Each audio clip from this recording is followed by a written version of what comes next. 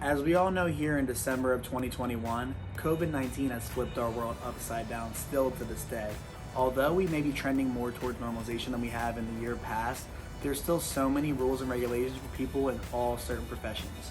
In almost all workplaces, COVID-19 and the vaccination that they have to get has had some sort of impact of them in some certain way of some form. So with that being said, some people have even been driven far enough to the point where they have to quit their job or work from home or go any different type of route to where they're able to still do their work without getting the shot. For me, I'm going to go into full detail on why some professional athletes have refused to get the COVID-19 vaccination and what implications that may have on both themselves and the team that they play for. The first person I'm going to be talking to about this is the Philadelphia Eagles kicking coach, Tyler Brown. In this league, much like every other workplace, we have some people that are fully vaccinated and some that are not. While the league encourages everyone to get the shot, it cannot be forced upon them. The players that do not get the shot know the consequences that they may face. You hear big names around the whole league that have spoken out against the vaccine. Everyone has their own opinion on it. There are different protocols that the unvaccinated players have to follow, and they're fine with it. As you heard from Tyler, the NFL will still allow unvaccinated players to play in the league, but the repercussions if they are exposed to COVID are way more severe than the players that already have their shots. With that being said, it is highly recommended by the league that all players be vaccinated so they decrease their chance of having to sit out games. We just saw this not too many weeks ago when Aaron Rodgers had to miss a critical matchup against the Kansas City Chiefs. He had to do this because everybody thought that Rodgers was vaccinated because he was in person doing his press conferences and not wearing a mask around the facility. He was going around telling people he was immunized, but he never actually had the actual COVID-19 vaccination shot.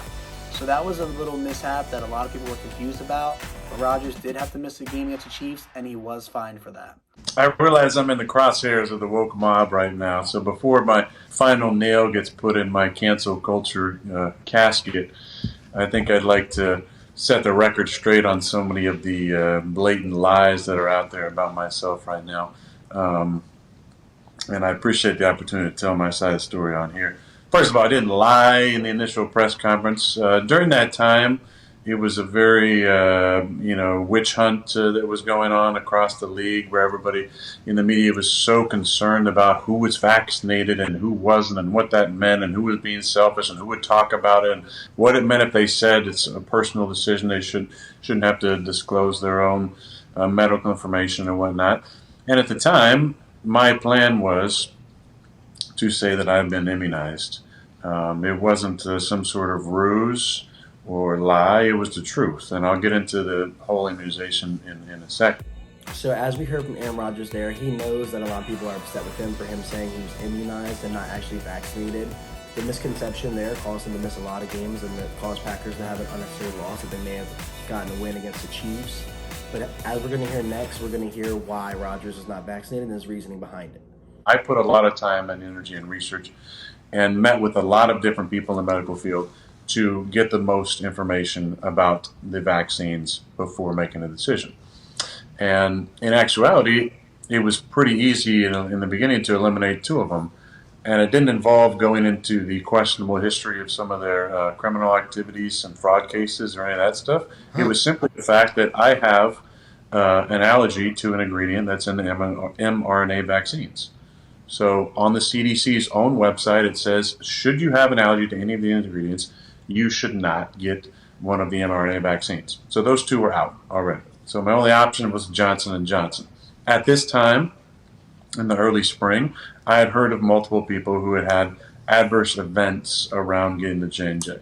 Nothing that was no deaths or anything, but just some really difficult times and physical abnormalities around the J&J shot. And then in mid-April, the J&J shot got pulled for clotting issues, if you remember that, right? So after listening to Aaron Rodgers in his interview with Pat McAfee, we could see he did have a legitimate reason not to get the shots. The first two he had an allergy with, and then the Johnson & Johnson, there was a lot of craziness going on with the blood clots. So nobody could really blame him at that time for not getting vaccinated as well.